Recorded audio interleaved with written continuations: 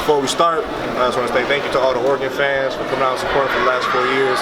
It's meant the world to me, and I hope I gave you everything I had. Sure, what was your vantage point of that fumble when Thomas hits Jefferson and then Brady recovers it? Shoot, my vantage point was I missed the tackle, so I was like, damn. So I turned to look, and I saw him try to go over Thomas, and Thomas rose up. Ball came out, Brady picked it up. I was like, ball game blouses. Troy, when you think back to that 2016 defense, how nice is it for to be on this defense and for it to come down to you guys getting a couple of stops there at the end? Man, it's been amazing. It's been super great to see how the defense has grown and matured over the past 4 years since I've been here. It's awesome to see how the young guys have stepped up big time and tremendously for this defense.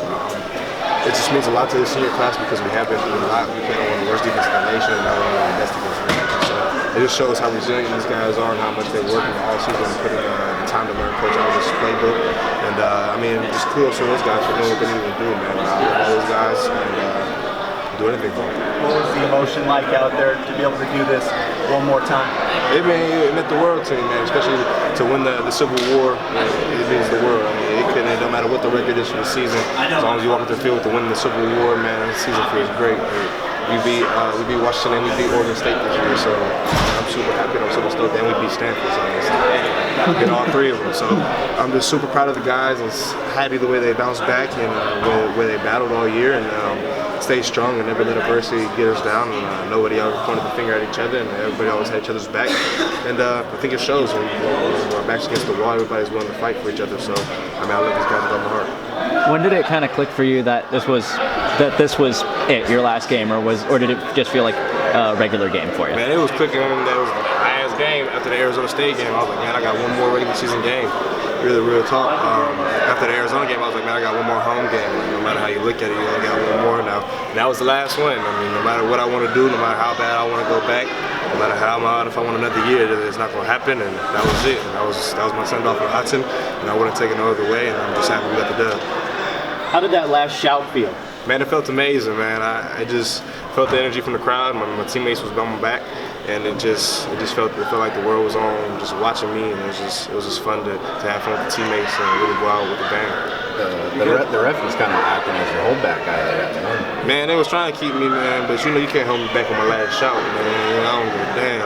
Lucky I didn't go to the middle of the lucky we wasn't up by a couple more touchdowns, so it would have been real disrespectful out there. But no, I mean, I'm just super grateful for the opportunity that Austin has given me and the fans and my teammates and my coaches that I've had over the past 4 years. It just meant the world to me.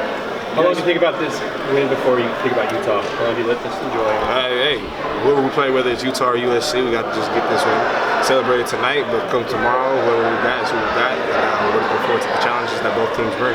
Just enough time to really play your best, 6 days to prepare for a team, and you feel that you're going to be primed to play your best? I mean, yeah, we've already had a Friday game this year, so I think we're already ready and we know how to use that schedule. And I think Coach Richball and Coach the rest of the staff have done a great job of setting up the schedule. And I think we'll be fine. It's not a super short week. We're not playing on Thursday, we're playing on Friday, so we still get all the same amount of practices. You just got off day, but who really needs an off day when you beat Oregon State? Sure, I realize it was mainly on the line that the change made, but run fits wise, how do you feel like you guys did? Because when the big package with Sione out there with Jordan and it's not usually what necessarily you guys do, but you did it seem to be effective early on. How do you feel like you guys did against the run? Everybody was out there doing their job, so everybody played with inside the scheme, and I think we executed Coach Avarosa's defense to a T, except for some miscues that we had. But I mean, everybody's human, so everybody makes mistakes. But I mean, we're super proud of the way we played today because when you walk through with the dub, we did enough to stop them from scoring more points than you. So anytime you get that, it's a big time thing because winning the Pac-12 is hard, and we've seen that week in and week out. So I mean, I'm super proud of the guys and the way they stepped up. Everybody came in. You said Sione came in, stepped up. Brandon Bronis came in and played a huge role. I mean, a lot of guys that were asked to come in and play in key parts of the game, and they did that, and they did the job very well. Seems like Brady's always in the right place at the right time for these type of turnovers. Is it that skill set to being that opportunistic, or kind of why is he always there?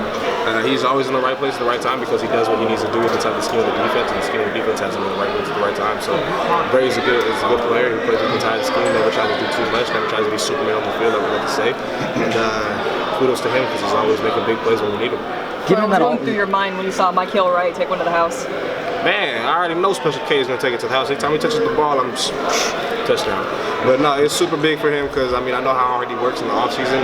He came in early, so I know what it means to him. I know how much this game is, and I know that he must have an impact on the field any way he can, and he's done that. I mean, it's the second kickoff return for a touchdown, and it's the first time we've had back to two return touchdowns the same season for a long time. So, I mean, just kudos to him. Kudos to the guys all blocking for him. I mean, it takes 11 to get to the end zone, and we did what we needed to do. Do you call him Special K?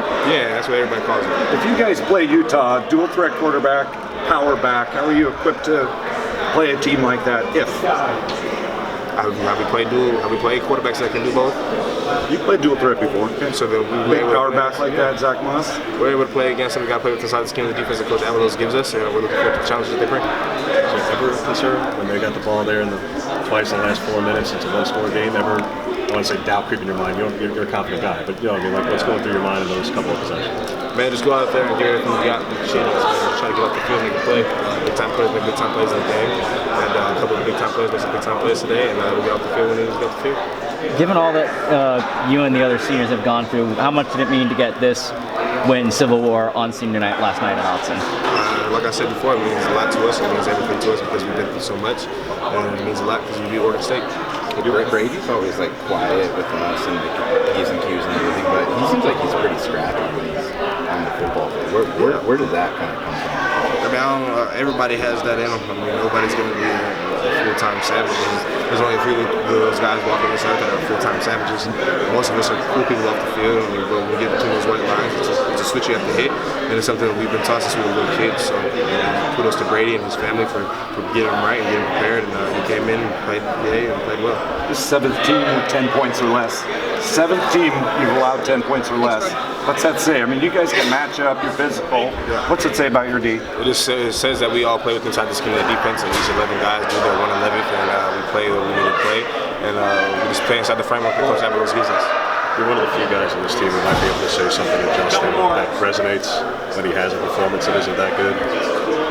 Have you said something to him? Do you say something to him after a game where he clearly was not very thrilled with how he played that? I mean, Justin's a great quarterback, man. We have a great relationship, so anytime I see him down on himself at any time, I'll always go talk to him, whether it's in practice, whether it's in the weight room, whether it's on the field. I mean, it doesn't matter. Justin's my brother for life. I got his back because we've been through so much, and he knows that, and I'll always have his back. You consider this a physical defense? Most definitely. We try to play with inside the framework and just play the game that we have to play.